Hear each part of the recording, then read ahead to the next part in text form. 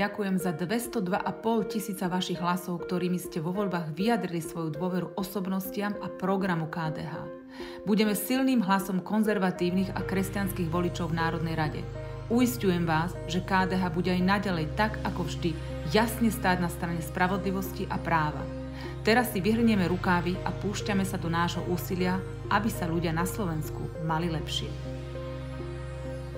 Opakovane som v posledných rokoch adresovala najvyšším predstaviteľom EÚ naliehavé výzvy na revíziu našich vzťahov s diktátorským režimom v Azerbajdžane.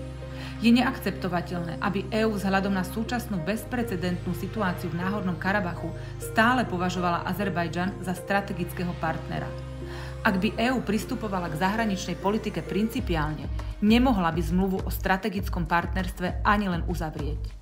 To, čo dnes vidíme, sú etnické čistky kresťanského arménskeho obyvateľstva v Náhornom Karabachu. Ide o strašnú ľudskú tragédiu, kde EÚ musí okamžite poskytnúť humanitárnu pomoc.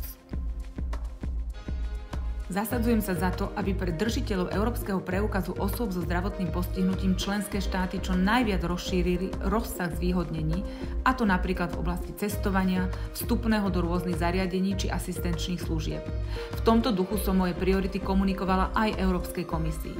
Zároveň poukazujem na potrebu zvýšiť povedomie o Európskom preukaze tým, že držiteľom národných preukazov upozorníme na ich nárok. Procesy vybavenia a uplatnenia európskych preukazov musia byť prehľadné a zrozumiteľné. Opäť som sa stretla so zástupcami opatrovateľov na Slovensku, aby sme spoločne pracovali na systémovom riešení neudržateľnej situácie v sektore. Na valnom zhromaždení Komory opatrovateliek som hovorila aj o mojich aktivitách vrátane prijatia pozmeňovacích návrhov v rámci Európskej stratégie v oblasti starostlivosti. S potešením som prijala pozvanie byť členkou poroty pre udelenie Národnej ceny starostlivosti Dobré srdce pre najlepších zamestnancov v sociálnych službách. Na slávnostnom podujatí som odovzdala aj jedno z ocenení.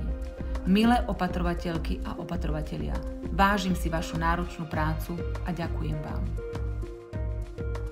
Nesúhlasím s otváraním európskych zmluv, o čom znovu hovorila predsednička komisie Ursula von der Leyen vo svojej správe o stave únie.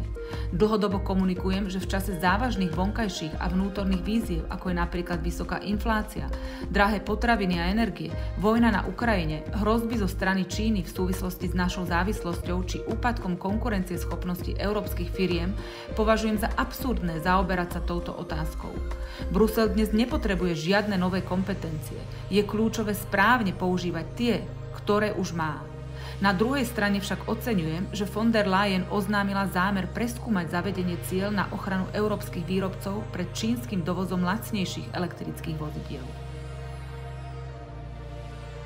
V tejto súvislosti ma teší, že Európsky parlament prijal pozíciu k prístupu ku kritickým surovinám a zohľadnil moje hlavné priority ako spravodajkyne zahraničného výboru. Túto správu považujem za jeden z kľúčových krokov na ochranu našich hospodárskych a ekonomických záujmov.